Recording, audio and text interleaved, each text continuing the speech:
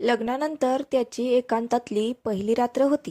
खोलीचा दरवाजा लॉक करून सूरज तिच्याजवळ आला तेव्हा तिच्या छातीत धडधडायला लागलं.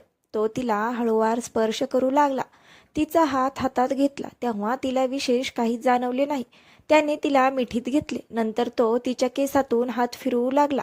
तेव्हाही तिला मनात कसल्याच भावना निर्माण झाल्या नाहीत. आपलं प्रेम एकेरी होतंय हे त्याच्या लक्षात आलं आणि तो घाबरला.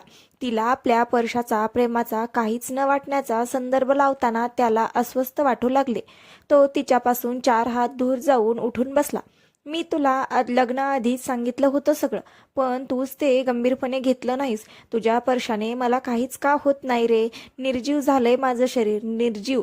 भीषणपणे खचलेल्या तिच्या या बोलण्याने त्याचे हात थरथरू लागले.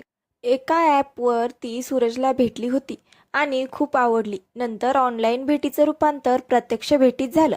भेटी होत राहिल्या. तिच्यावर सूरजचं प्रेम जडलं. पण एकदा भेटीत तिचा भूतकाळ तिने सूरजला प्रामाणिकपणे सांगितला.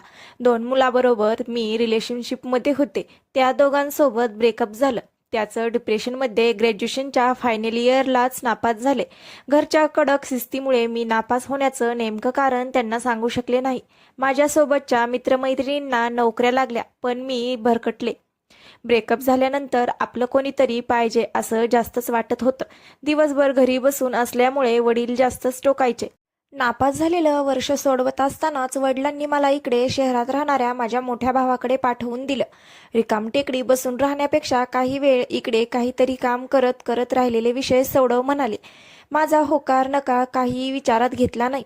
स्वतःपुरते पैसे कमावण्या इतपत तरी अक्कल येऊ दे म्हणाले. एवढं सिरियस होऊन का सांगतेयस? कमी पगाराची का असेना, पण लॅब असिस्टंटची नोकरी करून स्वतःच्या पायावर उभी आहेस की. आणि तुझी आधीची रिलेशनशिप्स हा तुझा भूतकाळ आहे. मीही होतो एकीसोबत रिलेशनशिपमध्ये, पण आता आठवलं तरी हसू येतं, सूरज सहजपणे म्हणाला. पण माझ्या बाबतीत हे इतकं नाही. इकडे शहरात आल्यावर मी जास्तच भरकटले. ऑनलाईन डेटिंग ॲपवर आवडलेल्या एकाला प्रत्यक्षात भेटले, पण त्यानेही फसवलं मला.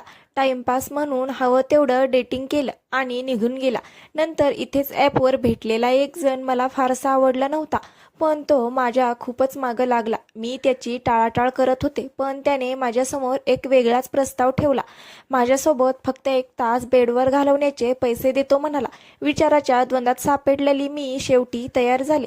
त्याने माझ्या अवयवांचा उपभोग करून घेतला, अगदी पुरेपूर. त्यानंतरही असंच कधी आकर्षणापायी आणि बहुतेकदा पैशाच्या गरजेमुळे मी खूप जणांना शरीराचा उपभोग करू दिला. नोकरीतल्या तुटक पगारापेक्षा इथे आपल्याला इतका पैसा मिळतोय की आपल्याला घरच्यांच्या पैशावर अवलंबून राहावे लागत नाही. आपण स्वतःच्या पायावर उभे राहू शकतो. या मोहात मी वाहवत गेले. तिच्या या सगळ्या अनपेक्षित धक्कादायक बोलण्याने सूरजचे यांत्रिकपणे कपाळाला हात लावला. त्याचे डोळे मिटले गेले.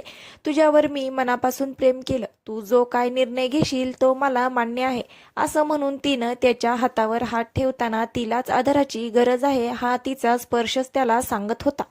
त्या दिवशी तो फारसा काही बोलू शकला नाही, पण दुसऱ्या दिवशी सावरल्यावर त्याने तिला त्याचा निर्णय सांगितला.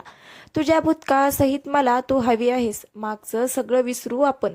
आपण तिचा भूतकाळ स्वीकारला खरा, पण आता तिची अशी शारीरिक अवस्था व्हावी, तिच्या शरीराला प्रेमाचा स्पर्शच कळत नाही. आमचं दोघांचं प्रेम कसं बहरणार मग? पहिल्या रात्रीच बसल्या जागी त्याच्या मनात विचार येत होते. त्याची ही अवस्था लक्षात येऊन धीराने ती म्हणाली, आपलं लग्न झालं असलं तरी अजूनही निर्णय बदलू शकतोस तू. माझं आयुष्य मी स्वतः उद्ध्वस्त केलंय. पुढे माझं मी बघून घेईन, पण माझ्यामुळे तुझं आयुष्य उद्ध्वस्त करायचं नाही मला. या बोलण्यानं स्तब्धपणे तो तिच्याकडे बघू लागला. परत एकदा विचारतो, तुला मी खरंच आवडतो? तुझ्या काही वेगळ्या अपेक्षा आहेत का? त्याने स्पष्टपणे विचारले. काय वेड्यासारखं विचारतोयस? आवडतोस रे, पण बघ ना, शरीर काही प्रतिसाद देत नाही. त्यात काही भावनाच निर्माण होत नाहीत. मग तुझी एकतर्फी ओढाताण का? हतबल होऊन बोलताना ती गळाली. कितीतरी वेळ तो शांतपणे बसून राहिला. नंतर निर्धारपूर्वक तिच्या अगदी जवळ जाऊन तो म्हणाला, माझंही तुझ्यावर खूप प्रेम आहे आणि बघू ते किती खरं आहे.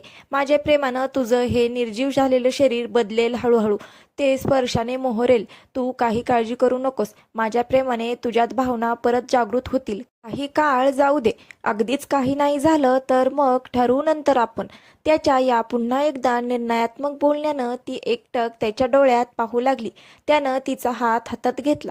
त्याच्या आश्वासक स्पर्शाने तिच्या डोळ्यात अश्रू आले होते.